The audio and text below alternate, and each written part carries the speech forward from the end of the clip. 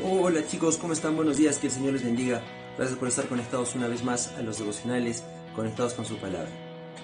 En construcción, en las obras de construcción, se utiliza una máquina que se llama la cortadora de banco o la tronzadora, como le llaman los albañiles, que es una máquina que sirve para cortar metal, para cortar las varillas de acero, y esta máquina trabaja con un disco de corte de 14 pulgadas, de este tamaño.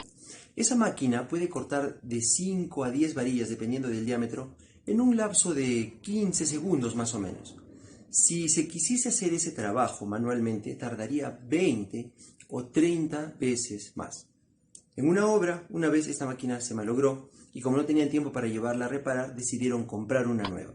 Pues muy bien fueron, compraron la máquina, la trajeron a la obra y cuando la sacaron de la caja se dieron cuenta que la máquina venía sin el disco. ¿De qué servía la máquina sin el disco? De nada. Pero tal vez ese día hubo una gran lección, porque todos se dieron cuenta de que una máquina incompleta es tan o más inútil que una malograda, pero también de que tener una herramienta, porque estaba la herramienta ahí y no poderla usar, es una gran tristeza. Y esto nos ayuda a entender dos principios bíblicos, dos enseñanzas bíblicas muy importantes.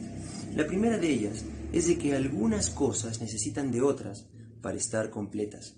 Así como esta cortadora de banco necesitaba un disco de 14 pulgadas para poder funcionar bien y estar completa, igual es con nosotros. Si nosotros no tenemos a Dios en nuestra vida, no podemos funcionar bien y tampoco podemos estar completos. Es cierto que hay muchas personas que han podido vivir su vida sin Dios, sin la dirección de Dios, o tal vez sintiendo a Dios como un personaje muy lejano o tal vez mitológico. Y tal vez han podido alcanzar incluso la fama, la fortuna, muchos logros o títulos. Pero yo estoy seguro que en el fondo estas personas saben que no están completas y que no han alcanzado la verdadera felicidad. Porque la verdadera felicidad no radica en las riquezas, en los bienes materiales, en los títulos, en los logros. La verdadera felicidad radica en tener a Cristo en nuestro corazón y así estar completos y así alcanzar la vida eterna. Escucha lo que dice la Biblia, Romanos 10, versículos del 9 al 11. Mas, ¿qué dice? Cerca de ti está la palabra, en tu boca y en tu corazón. Esta es la palabra de fe que predicamos, que si confesares con tu boca que Jesús es el Señor y creyeres en tu corazón que Dios le levantó de los muertos, serás salvo. Porque con el corazón se cree para justicia, pero con la boca se confiesa para salvación. Pues la Escritura dice, todo aquel que en él creyere no será avergonzado.